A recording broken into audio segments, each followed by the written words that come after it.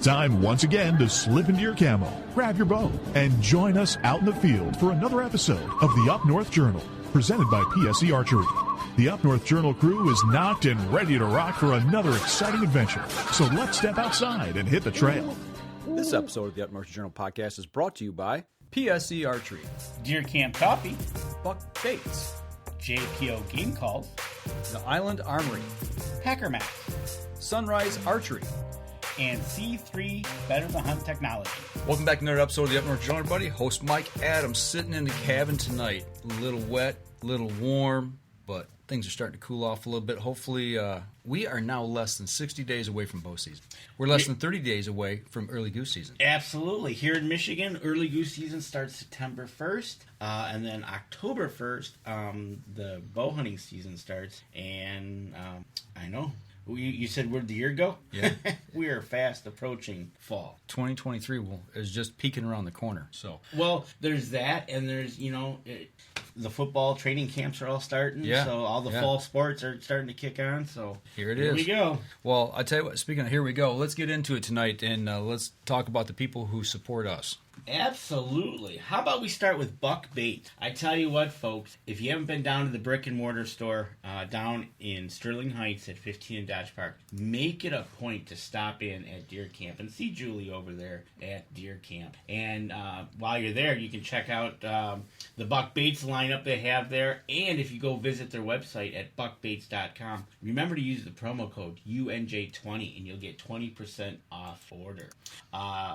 Easy cuts. I tell you what, they come in handy. Just about anything you want to cut with, man, use the Easy Cuts. We do. And if you want 15% off your order, if you go to easycutproducts.com, use the promo code UNJ15 off, you will get 15% off your order there. We talked to Lincoln last week. He is a busy guy, so if you want to get your Packer Max and get $25 off your order there, use the promo code UNJ25 at packermax.com.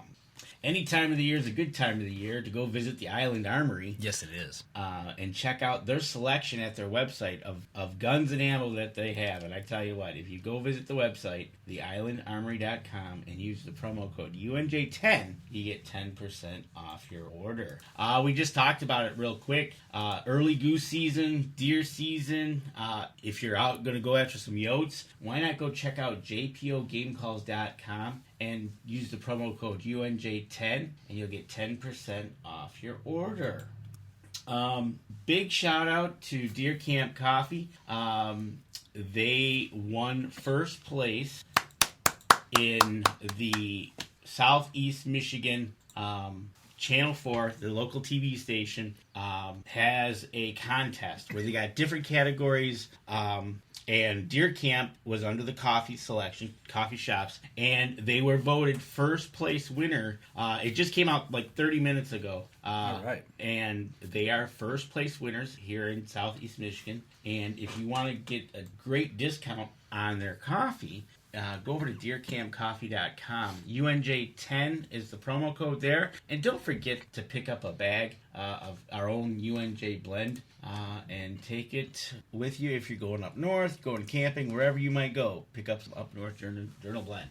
You got an up north view right now? I do. What are we looking at tonight? We're looking in the streets, which look wet, actually, but sunny, in downtown Newberry, where it's 70 degrees. And if you go over to Cedars and have a great pizza, you can also pick up some Up North Journal coffee there, I bet, too, along with Deer Camp. So, big shout out to FM 123 up there that carries the show for us. Absolutely. Want to give a shout out. We got Tom Genzel, Mark Allen, Nancy Jackson, and Mike Littleton is in the cabin tonight checking out the show already. So right, and as we start the show off, we're into the first week of August here up in Michigan. If you're in the area of Williams Gun Sight, this Saturday from I'm looking. You can't read. Looking. Saturday afternoon. There you go. Saturday, August 6th from 10 to 4 p.m. Get over to Williams Gun Sight. They're having Jake's Free Youth Fun Day. It's at Irish Road off I-69. You get free admission, BB gun, shotgun shooting, trout pond, fly tying, birdhouse building, archery shooting, whole bunch of stuff. Get over there. Check out the NWTF Flint River chapter at Williams for their Jake Day this coming Saturday. All right. Well, we're going to just get right into it here. We're bringing on our guest tonight. We've got Zion Dunaway all the way from Indiana Bait Company, who is actually not in Indiana tonight. I made a mistake. We got Indiana on the graphic, but he is on the road. He is in Kentucky. How's it going tonight, guys? Good. How are you? Doing good. A little wet up here. Adam's sitting out there on the UNJ boat dock. You guys flooded out there, Adam? Yeah, it's a little wet out here, definitely. Just a little bit. All right. Well, we have had the opportunity, Zion, of having you on. I believe it was back in February or March of this year, and we talked a little bit about your company and what's been going on. But, I've been following on Facebook. Dude, when do you sleep? All I see is you on the road hitting it hard and working the company and having fun fishing. And now you tell me you're down in Kentucky doing something in some timbering. Talk a little bit about what you've been up to lately, man.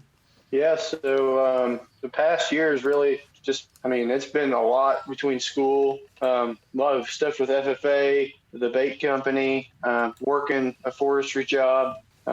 Just went to Alabama in end of June we fished the national championship and the world finals for the high school division, and everything's just really coming together. Just graduated here in May, and I'm actually leaving to move in up at Purdue here in about 2 weeks. So it's definitely been busy. So you said you went to the nationals for the high school division. Did you have to qualify for that?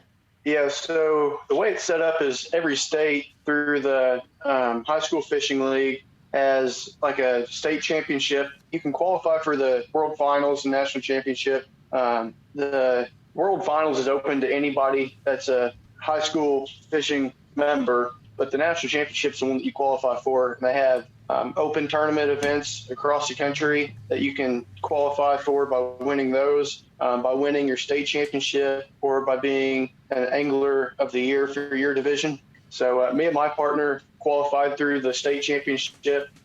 We fished on Raccoon Lake. It's about 45 minutes or so west of Indianapolis. We went up there for we'd never fished the lake before, so we went up there on Thursday and Friday and pre-fished it and had the best 2 days of fishing that we've ever had, and then carried that over into Saturday. Ended up with a 17 and I think 17.13 pound bag, the big fish to 5 1/4. Every fish those 3 days we caught on our baits. And that was it was awesome because we worked up past 3 years through the high school events and local tournaments and stuff to get to that point. To actually qualify for something like national championship was just really rewarding for all that to come together. Looking at the high school division, we've watched a lot of the pro stuff here in the last 2 years with the guys from Yamaha and the guys on the walleye circuit. And Adam's talked to us a lot about some of the stuff he does and follows. But on the high school level, the competition there, I know you know your stuff, but when you said you had the best day ever, is a lot of this just a lot of luck? There obviously has to be skill involved, but how much does luck play into this for some of these teams that get involved in this? The high school division, I'd say it's becoming very competitive. You have to know what you're doing, really know your lakes.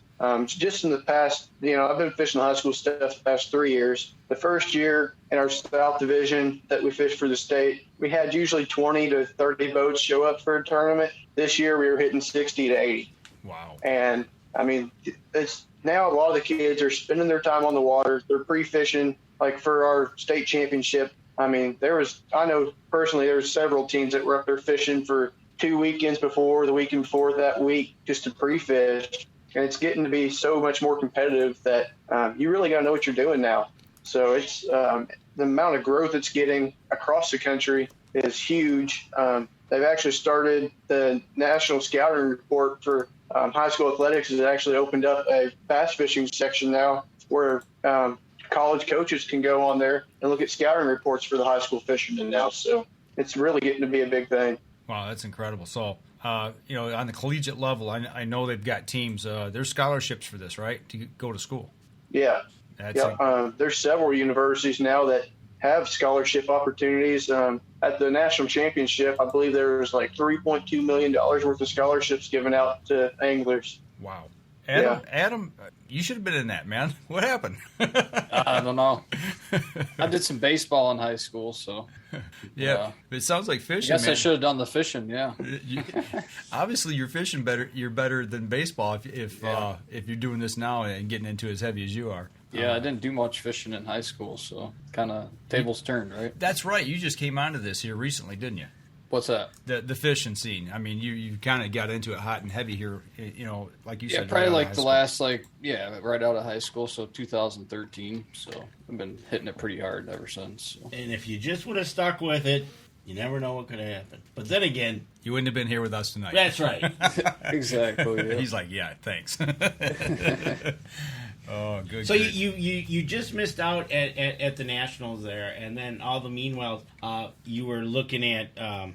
Obviously, you're busy. You're down in Kentucky, but from there, doing the bait company all along, that's kept you hip and hopping and all along here, hasn't it? Yeah, and really, we started that. It's actually here next month will be our official 2 years as an LLC, so that's kind of exciting. But I mean, that past 3 years, pretty much my whole life has been encompassed by the bait company and keeping up with it, and just trying to manage everything kind of around that. But yeah, And now you're about to go off to Purdue University. Where are you going to be studying? I'm going to Purdue to major in forestry and then minor in urban forestry. Urban forestry. All right. That's almost what they would call an oxymoron, isn't it? I mean, Yeah. You think urban and forestry. Explain that. I mean, obviously, what I think when you say that, what I think of is, city parks and things of that nature and, boulevards that has trees on them. Am I right or am I wrong? Yeah, so the urban forestry sector, like a lot of that encompasses, like say that you've got a tree in your front yard that leaks sap a lot and it gets all over your cars and stuff. We can actually inject a chemical into that tree that slows down the sap so that it doesn't get everywhere for you. If you have a certain insect such as emerald ash borer, and you've got a big yard tree that you want to try to save, then there's actually insecticides that you can use on that tree to help prevent that as much as possible. Also just diagnosing common things that trees might have, whether they're dying or not, and then just tell the homeowner, this is what we advise you to do. And then also with that, there's a large sector that has to do with such as right-of-ways of power lines and stuff. That's really a big job opportunity, especially in your major cities. Yeah, that kind of stuff. And then just trimming trees, topping trees. The urban forestry has a lot of job openings that people wouldn't necessarily think of. So it's not just like city parks and things like that. I mean, you're talking, anything from commercial all the way right down to an individual homeowner. I mean, you're covering it from, top to bottom. Yeah. That's awesome. That's incredible. So, and right now you said you've also been working with, down in Kentucky, you're doing some forestry down there. You're doing some habitat management. Yeah. So with that, pretty much our schedule, I work for Albert Land Management, and we're licensed in Kentucky, Illinois, Indiana, Ohio, and Michigan. And we cover everything from setting up food plots on a property, native grass plantings, wildlife pollinator plantings, tree plantings. We help with prescribed fires. We mark timber for timber sales, go back and inspect after that harvest has been done. We do timber inventories to work through NRCS and get funding on your properties that might help with the cost of doing TSI or invasive species removal.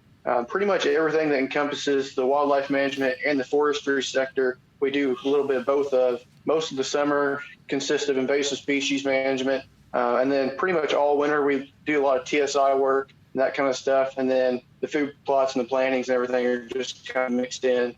Wow. And he's only 18. Man, I just, dude, I said it last time you were on the show. You really amazed me at what you've got your hands in. I remember, I think you were 15 years old, maybe 14 when you came up to our property for that doe hunt, that managed doe hunt.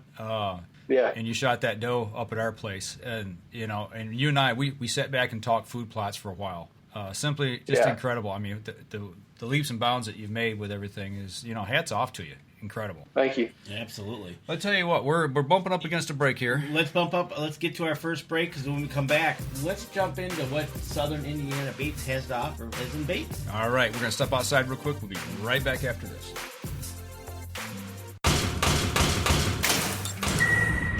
PSE Archery has reinvented the way you buy bows. From now on, you can make the most educated decision possible by basing your bow choice specifically on your shooting needs and goals. All you need to do is ask yourself, what kind of shooter am I? What do I want to achieve? PSE will help find the right category for you. So, what kind of shooter are you? Find out at psearchery.com.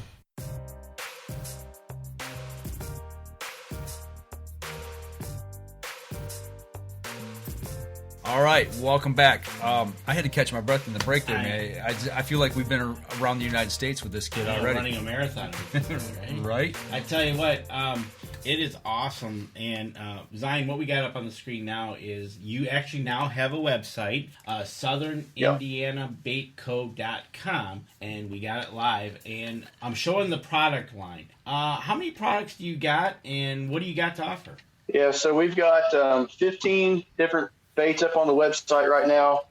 Anything from your crawls and creatures to your Ned rig style baits for a smaller profile, big worms to fish in the summer, whether on Carolina rig or Texas rig or shaky head, spinner bait trailers, swim baits. We have your fluke style baits. And then we actually just released a 2-inch crappie shad for the panfish. About, I think right around 3 weeks ago, we released it. So we're trying to cover that whole spectrum as far as bass, and then we're going to be adding some panfish baits here in the future. So yeah, I saw the release on the shad there. That to me, that up here, that I think that would be key, especially for people that's got some kids that want to get them out there. You know, something inexpensive to get them out on the water with, and something they can use over and over again too.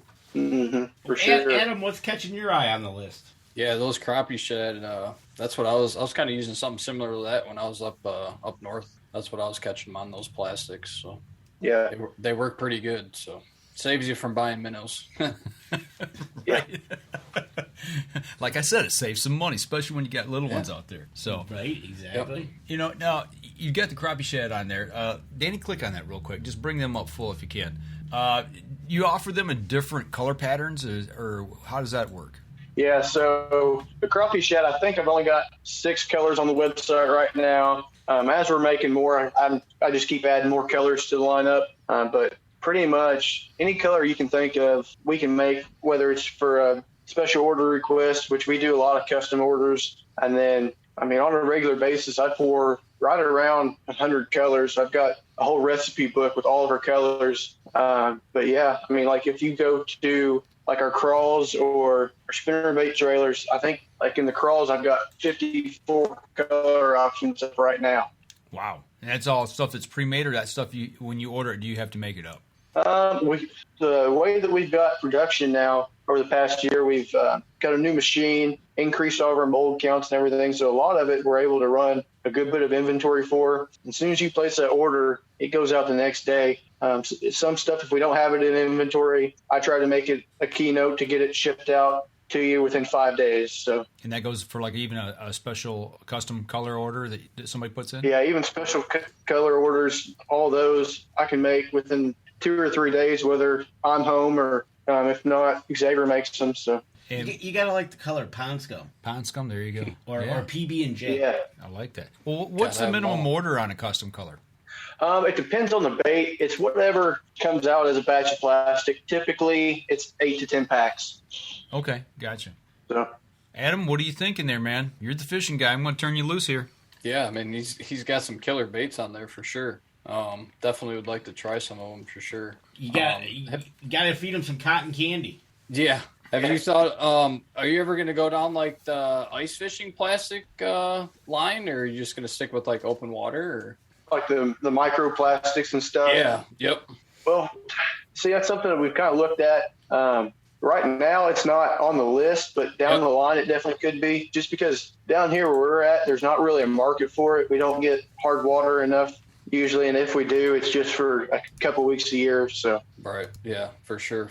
Sounds a lot like us too. We just don't get enough hard water. We have to go pretty far north a lot of times because we just don't get the cold winters like we used to. Mm-hmm. Yeah. You know, and that's one of the things. Like you said, You said it was funny. You said ice fishing. I was gonna ask about going into like the bigger fish, like the pike, the walleye type baits, whether it be, I can't think of the bait right now. Which one, what was the name of the one we were using? When? The other night? Yeah, I can't remember the name of it. The purple worm that you got out? Well, there's that, and then there's there was a wacky rig we were using. Wacky rig we were using. I can't think of the swimmer I was using. Oh, paddle tail? Yeah, paddle tail. Do you have anything like that? Oh yeah. We've got a paddle tail swim bait. We've got the 3 3/4 inch. Something we're going to be looking at adding in the next year or so is a 2 3/4 inch, and then I've got a lot of guys that are wanting a larger profile too, in that 5 to 6 inch range. So those are stuff that we're going to be looking at adding right now. Just with me going to school and everything, we're kind of maxed out. So hopefully, as we get everything growing, where we can even up our production more, we can add those baits to the lineup. But those paddle tail swim baits, man, I'll tell you what, in like April and May, that's about all I could pour. I had so many orders for those 3 3/4 inch paddle tails. Guys were fishing all the way up in New York and Maine and catching smallmouth, and had guys out west doing it. Everybody around here was starting to throw an Alabama rig, and then a lot of guys down on the coast. We've actually got 2 guys that fish for redfish and sea trout a lot. That, I mean, they tear them up on them all the time. So there you go. That's what he's got his stuff lined up. Like you said, he's got some future stuff lined up going, possibilities, but he's got college coming up, so that's going to take a little bite out of his little time out of the business. But if he keeps it going, and sounds like they got a good plan so far, I tell you what, being in the plastic side of it sounds like, man, there's enough out there to go after, whether it be hard water, bigger fish, sea fish, ocean fish. Yeah, it's endless. Right. Yeah. Well, we're on some video right now from the other night. All 3 of us were out on the water here locally, doing a little bit of fishing. Looking at where we were at, Adam, and looking at what he has to offer, what would you recommend that we would have used on that lake versus what we had? Yeah, after I got on the water, I seen how many weeds were in there, so I instantly thought, I got to do something weedless. So I found a weedless paddle tail, and that was the ticket for me that day. But he's got that some of those worms would be really good, or even that crawfish would be really good out there. So just hook it up weedless. So. Any specific color you'd probably use going into August here, Zion, that you think would be, if you're going after, like we were on a lake that had just a ton of weeds because there's really no boats on it at all, except for kayak. Was it, what was the watercolor? Was it pretty clear? What would you say, Adam? I wouldn't say crystal clear. I'd say a little murky for sure. I mean, you couldn't see murky. So, yeah. Yeah. For me, if the water's clear, any time in the summer, I use our Morning Dawn color, and either the 6-inch trick worm, the 8-inch Magnum finesse worm, or the 10-inch curly tail. Especially later in the summer, I like using those bigger worms more. If the water's a little bit dirtier, then I really like to throw Bama Bug. That's a key one. Plum Apple works good. And if it's just a little stained, not super muddy or anything, Green Pumpkin Blue is really good. But pretty much most of the time, I'm throwing a Morning Dawn or a Bama Bug color. Is that any time of the day? Yeah, that's all day long. My thing, what I really like to do is just drag a big worm. Over the past 2 years, that's 95% of our fish that we've weighed in for tournaments has been on a big worm. And I've got guys that all the time will go to weigh in and they'll make fun of us because we caught them on a worm again. But that's just what works for us really well. That's what we like to do. And I think most of it is figuring out what you're comfortable with and what you have confidence in. Because, I mean, if you really think that that's what you're going to catch them on, then you're going to stick to it, and you're going to find one to bite sometime throughout the day. So on the circuit, from what you're just saying, most guys using a stick bait or something different other than plastics? I mean, like the kids that we fish against, there's so much of a variety now in baits on the market, whether it be spinner baits, chatter baits, crank baits, all your different types of jigs. I mean, there's so much out there that, a lot of guys just find their technique that specifically works for them, that fishes type of cover that they like. Like for us, we prefer to fish grass. Sometimes if we're fishing main lake points, we like that timber that comes out off those points. And then a lot of time for us, it's just riprap. We like fishing a lot of riprap and just dragging a worm, or if it's earlier in the spring or starts to get into October or November, a jig with a crawl on it works really good too. I think we just need to call him and get our baits lined up, Adam, before we go out for the evening. I mean, he could give us that information because I have no clue. Give him a little FaceTime call. Yeah, so right. Here, take a look at the box. Yeah. He'll probably ask you to dip your phone in the water so you can see how clear it is. There you go. Yeah. That's right. Start giving us a little advice over the phone. So, Tammy wants to know: do you have anything in pink lemonade plastics? Pink lemonade's not color that we pour on the regular basis. I've got something similar to it that I pour for our flukes and our paddle tails that our saltwater guys use. The pink lemonade, it's going to be real close to it. Ours is more of a bubble gum on the top rather than a hot pink, but other than that, pretty close. What's the name of the color? Take it. Bubble gum. You got it there? I'm looking for it. He's looking for it. We'll pull it. Tammy will pull it up for you as soon as we find it here. What was that going to be under? The bubble, I don't have it on the website listed, but the bubble gum's just like that light pink kind of color, and then the bottom's a chartreuse. I think that's perfect. Yep. She loves everything in pink, so. Yeah. The candy bug looks pretty pink. Yeah, let me put that up online real quick. Yeah, that candy bug is a really good color this time of year, fishing deeper water. Something about that real dark purple in that deeper water during the summertime on a big worm catches a lot of fish. It's a mastery of colors. Well, that's what everybody always says. It just depends on the color. Right. Well, even when we're out there on the big water, when we were out doing the walleye, whatever lure he had, it depended on the color of the day. Well, that's why he was calling around, and that he was whether it was pink lemonade, but it ended up being whites. Yeah. It's the same thing in ice fishing. Same deal. Color of the day. Same deal. Yep. And obviously, it depends on water clarity. And I would assume depth, because the deeper you go, fish are deeper, there's less light, so it's got to be something brighter.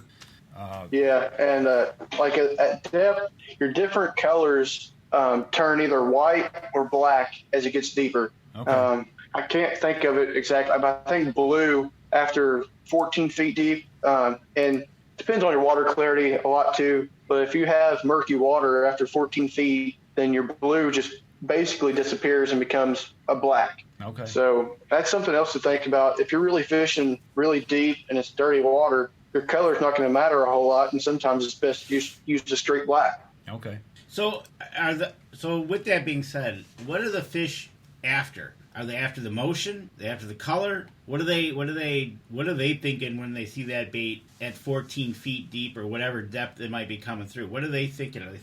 A lot of the times, whenever you're fishing that deep, you're trying to find those underwater structures, whether it be a hump or if you're fishing something like a river system, like your lakes down south, like Pickwick, Gunnersville, Kentucky Lake, all those that have current. What they're doing is they're setting up on those ambush points where that bait's coming past them. That natural forage is basically being pushed by the current. Another big thing down south is shell beds, which that's a hard bottom surface that all of your, what are they called?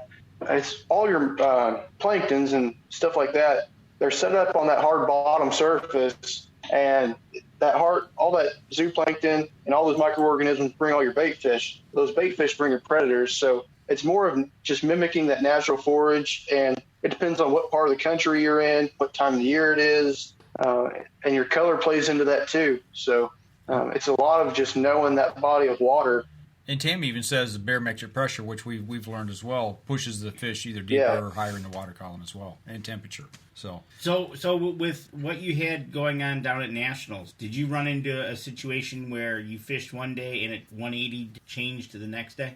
Oh man, that tournament threw us for a loop. That was, for one, we've fished Chickamauga, which is on the Tennessee River chain. We fished it twice before, but both those times were early spring, so that shallow bite and fishing those pockets of more of your grass and stuff that we normally do back home was, worked pretty decent. Well, when we went down to Pickwick, it was, end of June. So on those bigger lakes like that, your fish move out deep for the summer because that's where your current flow is. It's bringing all the bait, your cooler water, pretty much everything pushes those fish deeper.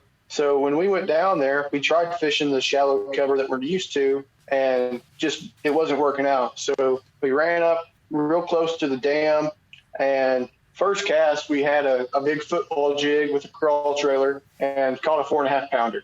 And then we went up about 100 yards, and I started throwing a real deep diving crankbait. It was running 16 to 18 foot deep, and I caught a 5.5, and there's a whole school of fish with them, and every fish in that school was over 5 pounds. So we did that, and we were like, okay, well, this is a pattern that we need to be on come tournament day. And then our second day of practice, we fished the opposite side of that bank, and we had a limit of 3 fish for right at 10 pounds in the first 2 hours. So we really thought that the pattern that we had was a winning pattern. And then come tournament day, we couldn't catch a fish on those spots. So we completely scrapped what we'd been doing and just went and fished riprap like we do back home. And what it was it went real shallow and then dropped off to the main river channel. So those fish that were down that main channel would come up to that riprap and feed on any bait that was right there. And that's how I actually ended up catching a keeper. And then I caught that fish that went for 6 pounds and 14 ounces. So, that was my biggest fish I've ever caught on public water. Man. And, I mean, it was the stuff that we were fishing the first 2 days that we really thought was a winning pattern completely went away. And a lot of that has to do with the current, because on those lakes, it's all they pull current through those they've got those dams where the barges come in and out. Mm-hmm. So when they start pulling that current, that's when all your fish sit up deep, because that's where all that bait's pulling down that main channel.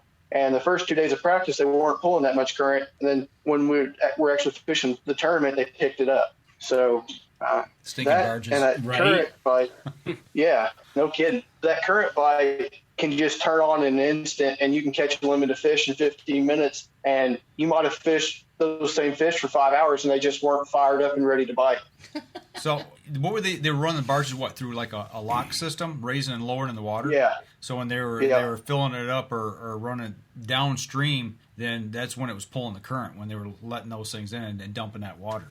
Well, they've got it's all power generated. So at certain times of the day, whenever that area of the country needs more power, they pick up that the generators in the dam system. So typically between it depends on the week too. Some weeks they pull more current between 10 and 2. Some days they don't start really pulling current until 2 to 4. But they've got the charts that you can go on the TVA website and look at each levee and see when they're going to be pulling how much current throughout the day. So. Wow. The temperature in the south and the energy use now dictates when you go fishing. Especially if you're tournament fishing. You know, I mean, it makes complete sense, but you know what? I never would have thought of that. I never would have thought of it. The only reason it makes sense is because I was watching, I think it was last year, I was watching the Bassmasters Elite, and that's what they were doing. They were on Gunnersville? I forget what they were at, but they were doing that. They were by the damn thing, and they were letting the water through, and then they'd zip up in there and start fishing like mad. And that's crazy. I know, right? Wow. Yeah. But I tell you what, we're coming up onto our second break, and when we come back, we'll continue our discussion with Southern Indiana Bait Company. All right, we're going to step outside. We'll be right back after this. PSE Archery has always dominated the speed category. Now, the most revolutionary cam system ever to hit the market has perfected the shooting experience. Introducing PSE's Evolve Cam System, featuring extremely high let-off capabilities and the smoothest draw cycle in history. No other cam system has ever delivered this level of total comfort and total control. Experience PSE. Experience performance. Welcome back, third segment of the show. And if you're on Facebook, obviously watching us live, go on over to Southern Indiana Bait Company, their web page over there, or their Facebook page over there, and you can check out, they got pictures of fish that they've caught, they've got pictures of their products, customers, their products that they got, and you can kind of keep up to date with what they got going on, and check them out over there at Facebook, give them a like over there. If not, remember, go over to their actual web page, SouthernIndianaBaitCo.com. But yeah, as we were talking in the break, folks, that's another point we want to make. You got to watch us either on the live feed or catch us on YouTube, because what you don't hear in between the breaks, you kind of miss out. Yeah. Tammy brings up a good point. We've been talking about Saginaw River, St. Clair River, same way with the heavy current. The St. Clair River has got a current pull that is amazing. You're using 1 to 2 ounces of lead just to get that thing down to the floor. And I've seen people up by the Blue Water Bridge jump in. And then they come up about 100 yards down. I know when Nancy and I were down there at Algonac State Park, they're on the river. Yep. You're in the kayak, and we paddled upstream, but it was a chore to paddle, against the current. Yep. It was tough. Exactly. So I tell you, should get Zion up here. Yeah. He's gonna be busy though. Yeah, he's a little bit busy. Yeah, right. Well, you know what? We get him up here. Maybe Christmas break, get you up here, and we'll head north and take him, put you on the ice. You ever done any ice fishing? I have not. Okay, we'll bring him up. We'll build a fire on the ice. Everybody from Indiana. Yep. Mark's never ice fished. Yep. Zion's never ice fished. Get his brother up here. We'll build a nice fire on the ice. Yep, and we'll give him some Crocs to walk. There you go. Yeah, I know the spots to go. There you go. Is that something we could get you to do if you had time? Yeah, for sure. Okay. Yeah. I remember we brought some boys up from Kentucky and Alabama, and they'd never been on the ice before, and it really freaked them out. Especially, like I said, people building a bonfire on the ice, it kind of throws them. They're like, "What?" It's like, yeah. Wait till you see a car on the ice. That'll really throw you off, too. Or when we were up on Houghton, the plane landing on the ice. Yeah. Yep. Like, really? All kinds of good stuff. But when you're on 28 inches of ice, you feel a little bit better. Yeah, and you got to put an extension on the auger to get through the ice. Right. So, all right. So, where do we go from here? What do you guys want to talk about? What you got, Adam? So how did you actually learn how to make your baits? Did you just teach yourself, or did someone actually teach you how?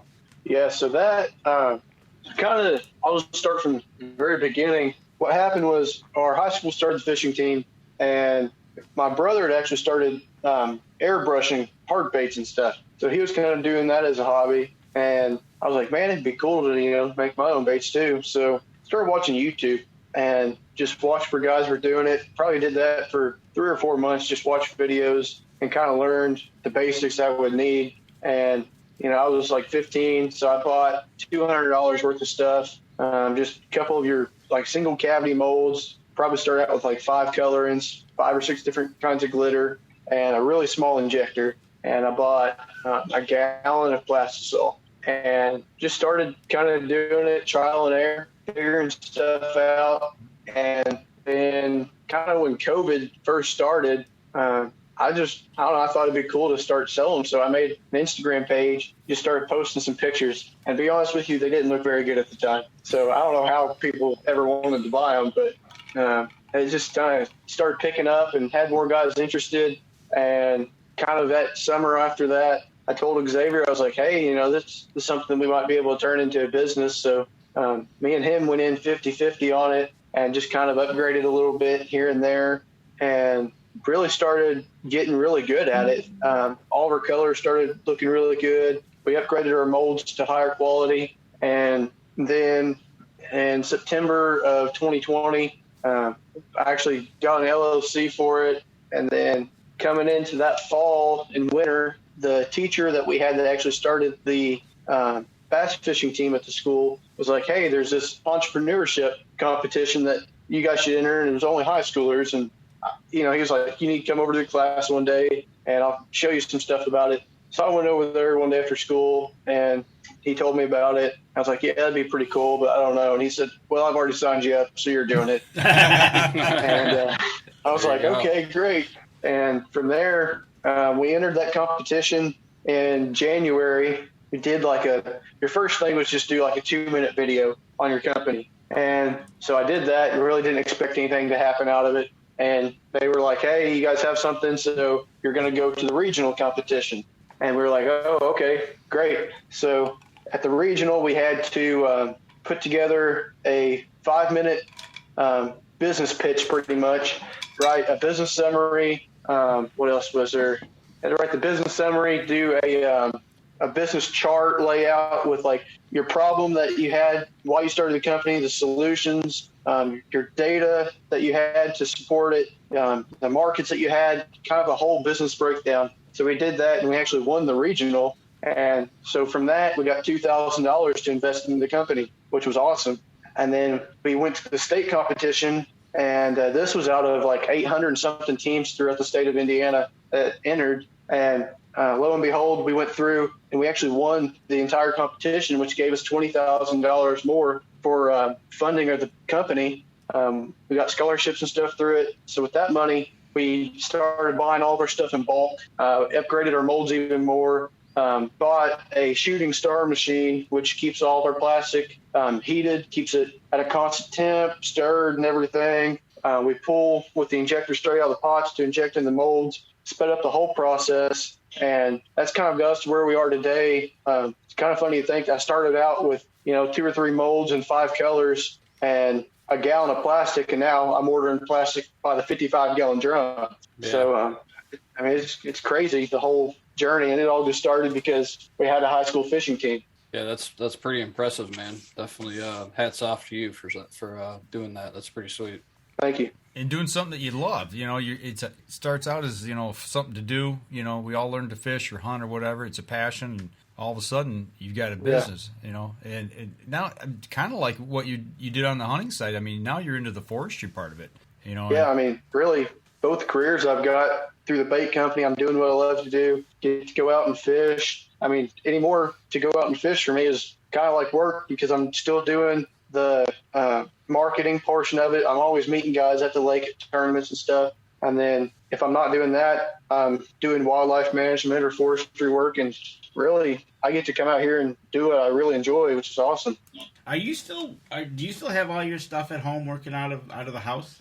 Yeah, so pretty much the whole garage is now taken over. The kitchen table probably 70% of the time. The living room is full of totes for inventory. The computer room is now my office.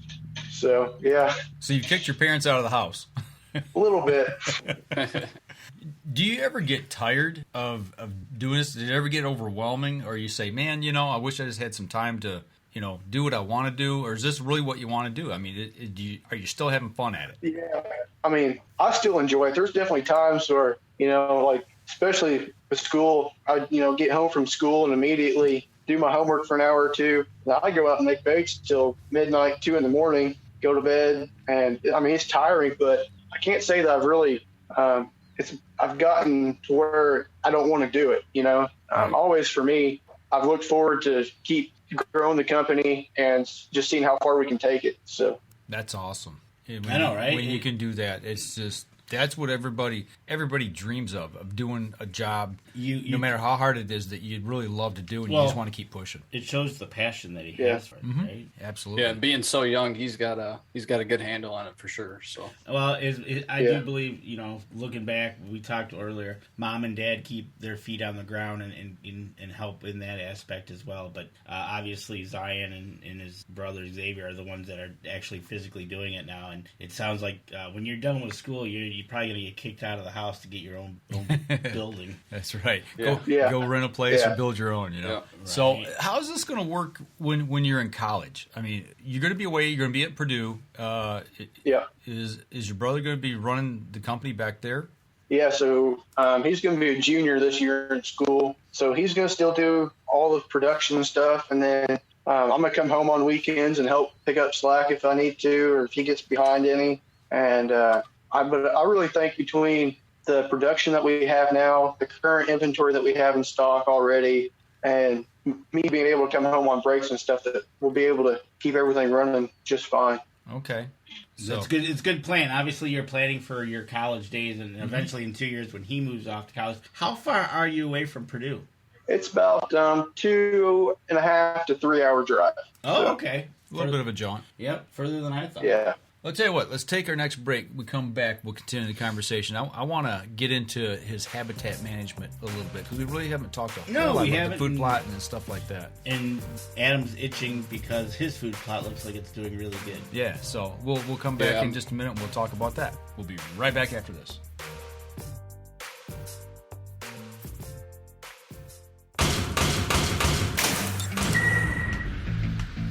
Acceleration is part of PSE's DNA. PSE pioneered the speed movement. Now they've developed the vapor category to help you find the most powerful bows on the market to fit you. High speed equates to intense power and building the momentum you need to be successful. Are you a vapor shooter? Find out at psearchery.com.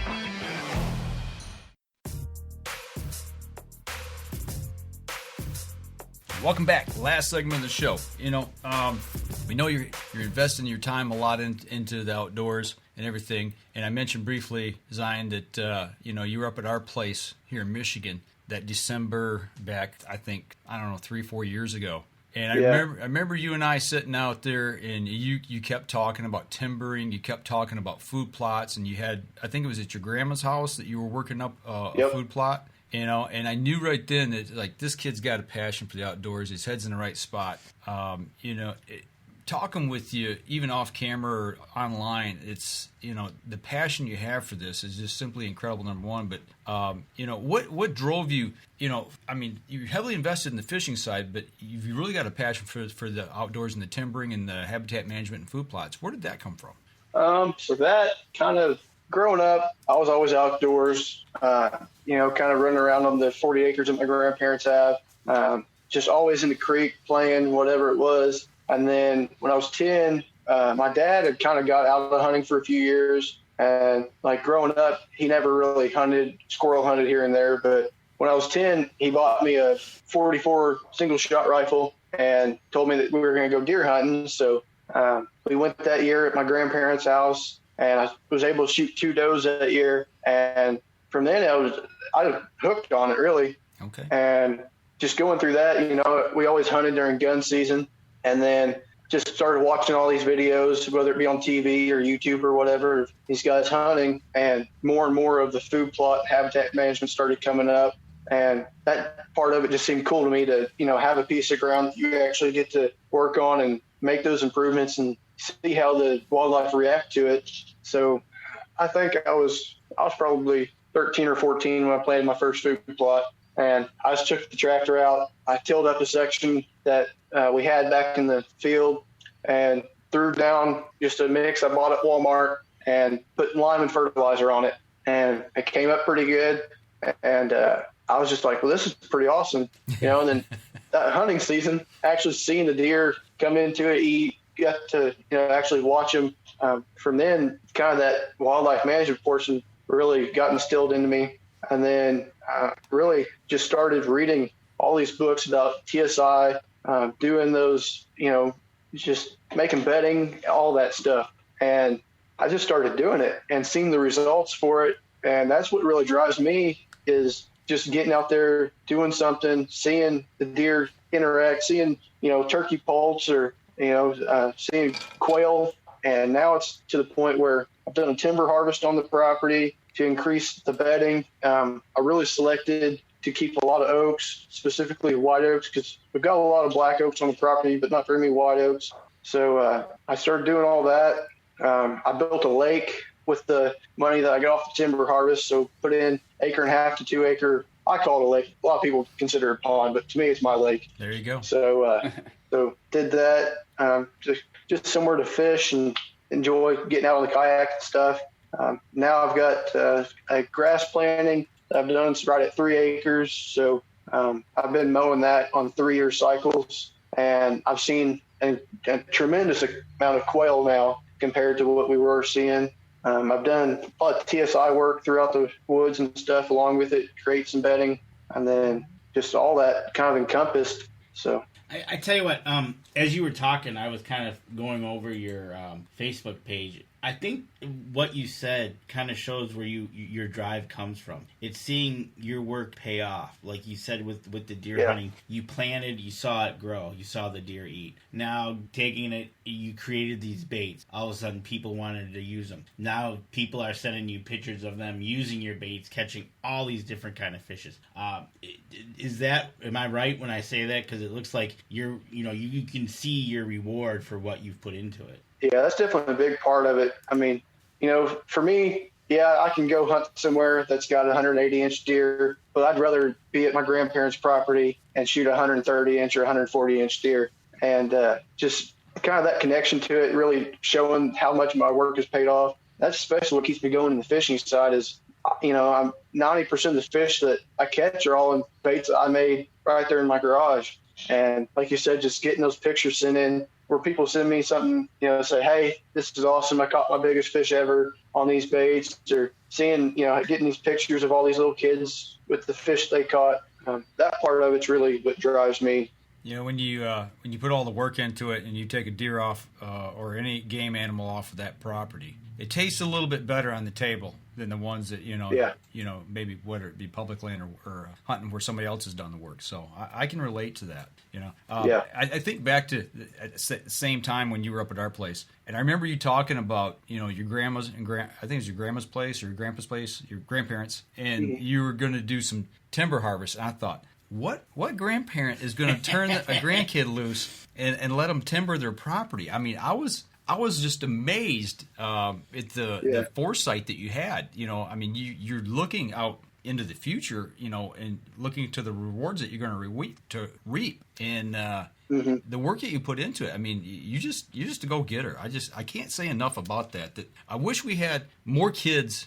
You're not a kid anymore. You're 18. You're an adult. I wish we had more young adults like that had the drive to get out and work and bust their hump and make something of themselves instead of sitting playing on their games all day looking for a handout. So I'm going to take. Well, you say that. Go ahead. Oh, I'm going to take it one step a little bit before that. I'm going to give kudos to the teacher that signed him up to make him. Absolutely. Instead of saying, oh, I don't want to do it. Okay, no, too late. I signed you up. So yeah, you're doing it. I give him kudos for seeing the foresight probably in you and taking the time to push you to that point of making you do it. Give him what's his name? You remember? Garrett Ellis. There you go. So did you give Mr. Ellis a package of your baits to use? Oh, yeah, he gets from us quite often. So. There you go. That's good stuff. That is awesome. Well, what's the future hold for you? I mean, the grand scheme of things. Let's look 5 years from now. Because you're starting college now. So 4 years you're out of college. You got your first job. Where's Zion going to be 5 years from now?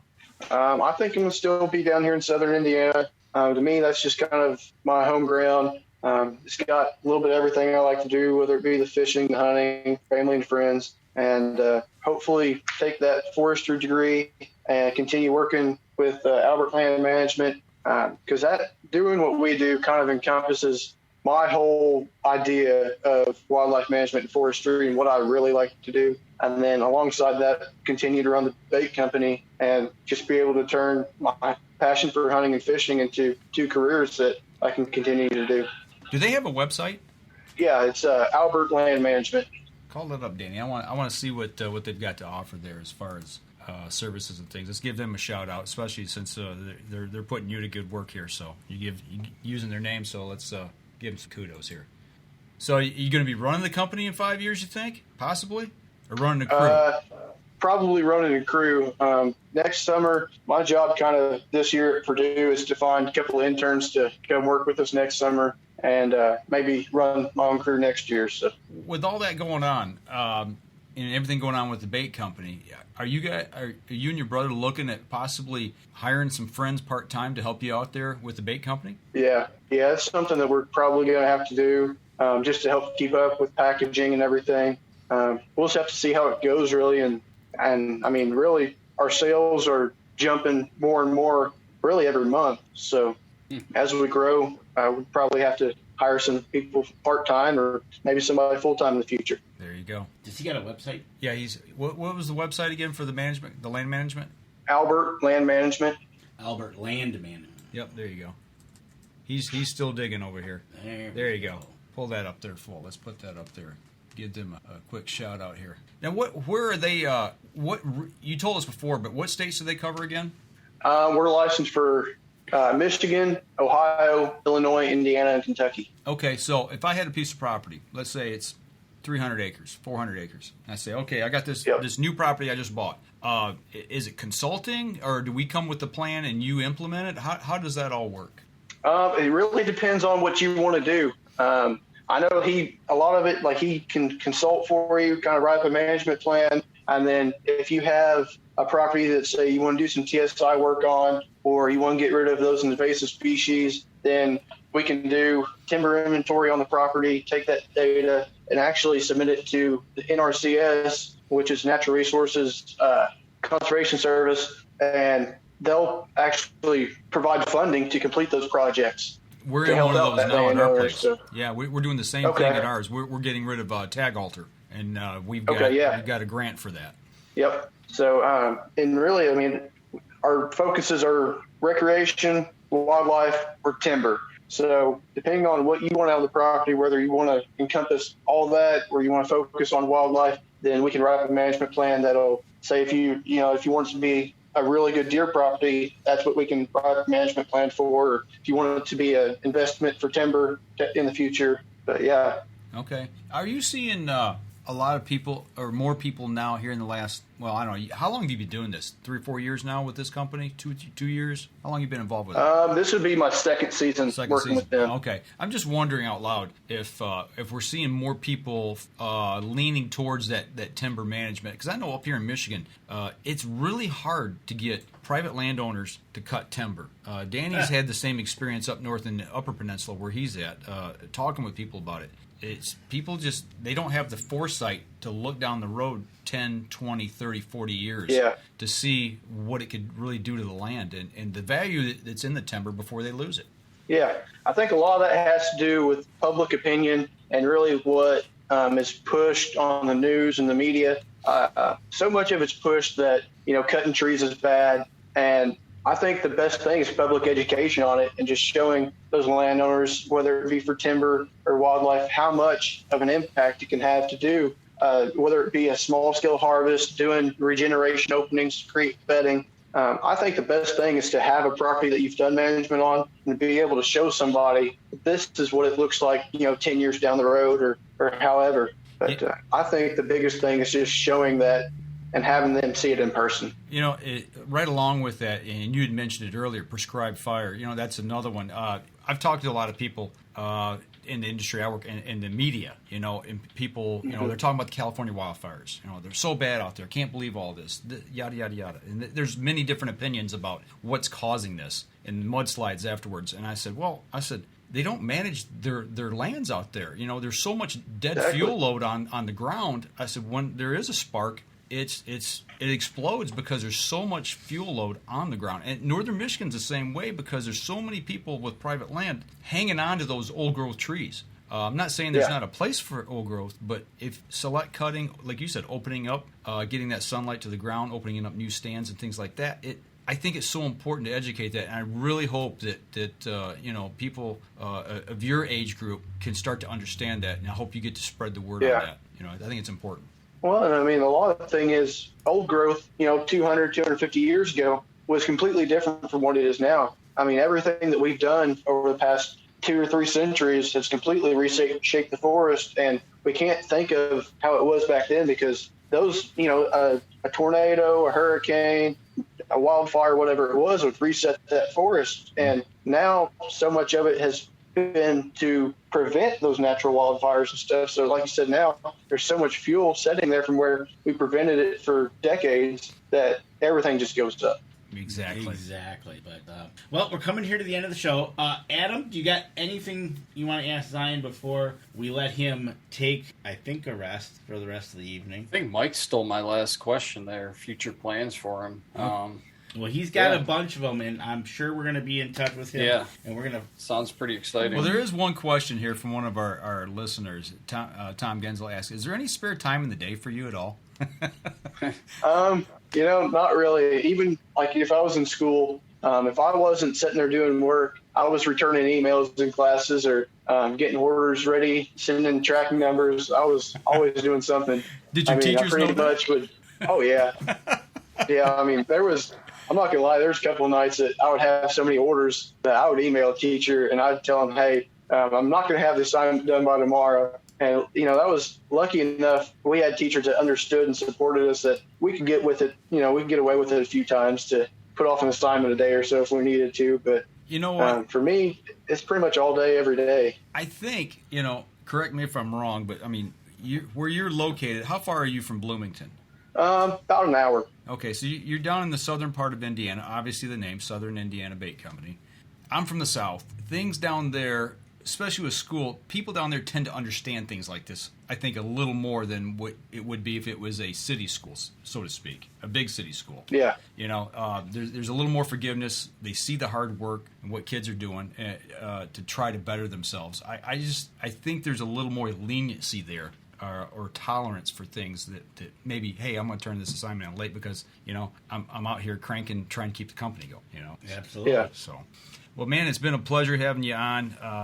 I'm glad that you were able to take an hour out of your busy schedule. We appreciate you doing that because Absolutely. You're so doggone busy, So I appreciate you guys having me on. Well, we look forward to seeing you in a couple of years, in 5 years, in 10 years, and seeing where you and your brother are at. Because I just think the sky's the limit for you guys, the way you guys go after it. So, tell your brother we said hello. Sorry we missed him. Obviously, you're on the road taking care of business, and that's where we caught you tonight. So, we're going to wrap up the show now. Hang on with us after we're done here. We'll chat with you for just a second, and then we'll let you go. But for everybody who's listening to the podcast portion, make sure you go over to iTunes, give us a review over there. That helps our supporters, and that help us out. So also, if you would, share the show, give us a like, follow, share on social media. Go over to Indiana Bait Company, Southern Indiana Bait Company, and give them a like, follow, share on all their social media as well. And check out their website. Once again, Danny, you got that up there? SouthernIndianaBaitCo.com. Get over there, check it out. Go check out their catalog of stuff. I'm sure they're going to be adding more as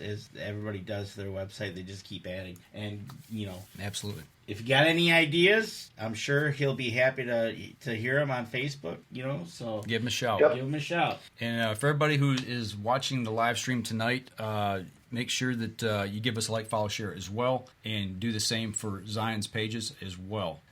Next week we have the return of the Omen from PSE. That's right. They are bringing the Omen back. They brought it back.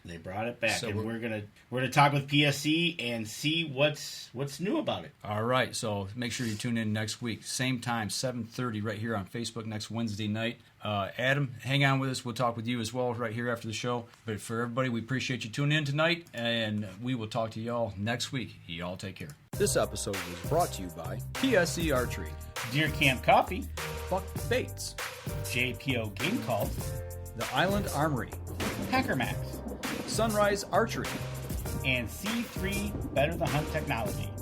Thanks for listening, and join us again here next week. Until then, remember, as we always like to say, if you're out on the water or in the woods, shoot straight and be safe. Until next week on the Up North Journal.